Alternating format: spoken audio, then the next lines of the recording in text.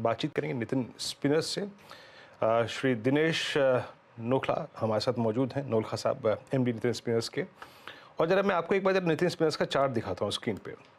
आज भले ही इंट्राडे पे याद रखिए थोड़ा सा डिप आया है, लेकिन मैं अगर इसको क्वार्टरली बेसिस पे देखूं तो ऑलमोस्ट फरवरी में इसके प्राइस से अप्रॉक्सीमेटली 300-380 तक का स्विंग देके आया। तो एक स्ट्रांग मूव था, लेकिन आज थोड़ा सा रिट्रेसमेंट है पोस्ट अर्निंग। दिनेश जी नमस्कार, कार्यक्रम में स्वागत है। एक बार नंबर्स दिखाता हूँ मैं आपको आपकी स्क्रीन पे, और सीक्वेंशली अगर आप नंबर्स को देखें तो रेवेन्यू करीब 7% बढ़कर लगभग 800 करोड़ रुपये रहा। पैट इनका करीब 22% बढ़ा है, 39 करोड़ रुपये रहा। और एबिटा मार्जिन्स करीब 14.4 की ट्रैजेक्टरी में रहे वर्सेस 4। सर नंबर्स अगर आप देखें सीक्वेंशली ठीक हैं, बट ये बताइए दिनेश जी कि एग्जैक्टली इस ग्रोथ में और जो हल्का सा मार्जिन्स में एक्सपेंशन हुआ है, इसमें मेन कंट्रीब्यूटर्स क्या रहे हैं? कौन से सेगमेंट से ज़्यादा कंट्रीब्यूशन आया है? नमस्कार, बुलाने के लिए बहुत बहुत धन्यवाद। जो पिछले एक साल के अंदर हमने करीबन 900 करोड़ रुपए का एक्सपेंशन किया था, जिसमें कि हमने हमारी स्पिनिंग कैपेसिटी, रीडिंग कैपेसिटी और नीटिंग कैपेसिटी को इंक्रीज किया। तो पिछले साल के अंदर करीबन ये 4 से 6 महीने के बीच में ये सारी कैपेसिटीज चली हैं, तो उसने हमारी जो टॉप लाइन है उसको इंक्रीज किया। तो हमारी प्रोडक्शन कैपेसिटी करीबन 35% से बढ़ी थी, वो हमारे यहाँ इसमें रिफ्लेक्ट हो रही है। कुछ जो ये जो पूरा साल है, जो 24-25 का साल है आज जो आने वाला है, ये हमारी पूरी कैपेसिटी को रिफ्लेक्ट करेगा। बट लास्ट क्वार्टर जो है वो करीब करीब रिफ्लेक्शन है हमारे पूरे साल की जो रेवेन्यू जनरेशन जो आगे आने वाली है उसका एक रिफ्लेक्शन है। उसी को आप उस हिसाब से देख सकते हो। ओके, मतलब मैं आपकी प्रीवियस कमेंट्रीज को भी सुन रहा था, आपने कहा था कि Q3 24 तक सारी की सारी कैपेसिटी जो है एडिशन हो जाएगी।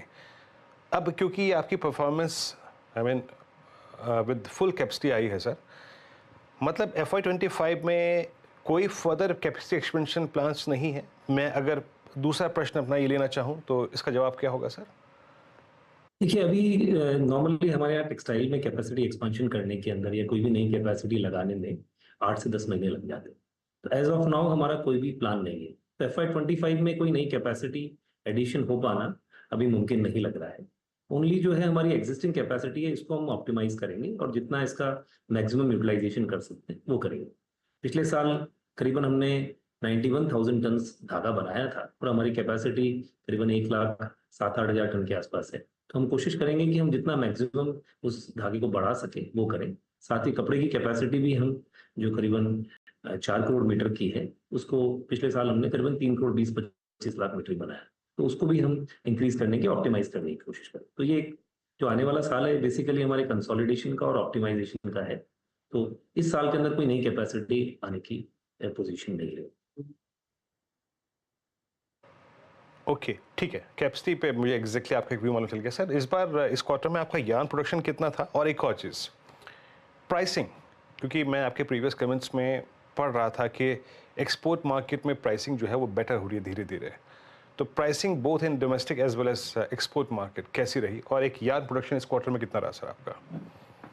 यार्न प्रोडक्शन हमारा करीबन 25,500 टन इस पर्टिकुलर क्वार्टर में रहा था, जो Q4 के अंदर रहा था।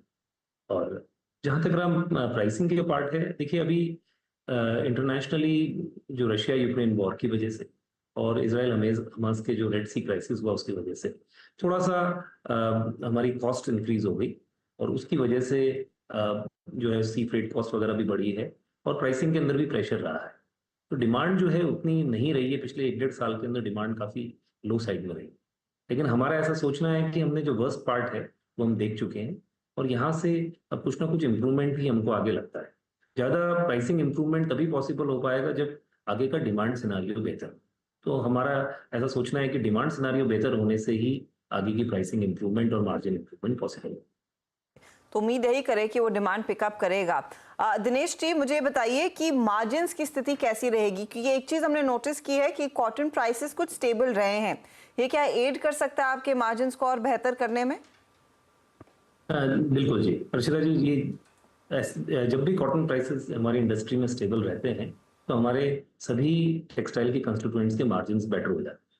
अभी पिछले 6-7 महीने से 58,000 रुपये प्रति कंडी ±5% यानी 55,000 से 61,000 के बीच में कॉटन की प्राइसेस रहे हैं।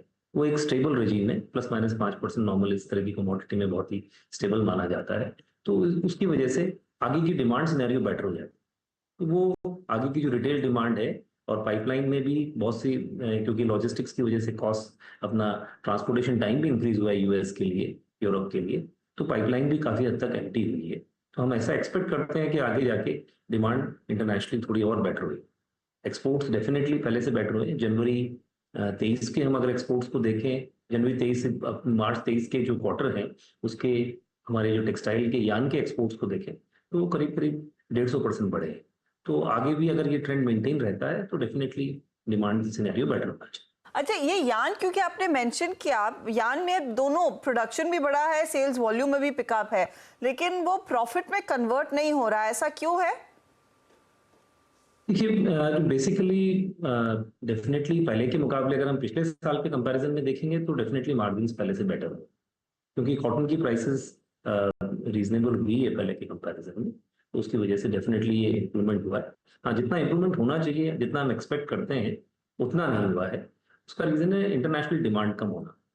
इंडिया से करीबन 30% धागा जो है प्रोडक्शन का वो एक्सपोर्ट होता रहा है पास्ट में, और जब एक्सपोर्ट डिमांड के अंदर थोड़ा डाउन ट्रेंड रहता है तो हमारी प्राइसिंग पे भी प्रेशर आ जाए, उसकी वजह से थोड़ा मार्जिन्स कम रहे। तो फिर FY25 के लिए इस समय आप आउटलुक देना चाहेंगे या फिर Q1 का इंतजार करेंगे Dinesh ji? Normally volume side में तो हम आउटलुक क्लियर है हमारा कि हम हमारी कैपेसिटीज को पूरी तरह से यूटिलाइज करने की कोशिश करेंगे, वो हमारा पूरा रहेगा। और प्राइसिंग क्योंकि हम ऑलरेडी बहुत नीचे बॉटम के आसपास हैं तो हमें ज़्यादा प्राइस में डाउन टर्न भी एक्सपेक्ट नहीं कर रहे हैं। तो अगर हम जो हमारा लास्ट क्वार्टर का रहा है टॉप लाइन रही है, तो हम कोशिश करेंगे कि हम उस टॉप लाइन को थोड़ा सा और बेटर कर पाएं और कम से कम उसके बराबर तो अगले साल में रहे। बहुत बहुत शुक्रिया Dinesh ji and good luck for FY25। Nitin spinners आपके सामने 340 के आसपास कर रहा है कारोबार। अच्छा, 4 का चौका की तरफ बढ़ेंगे, लेकिन एक स्टॉक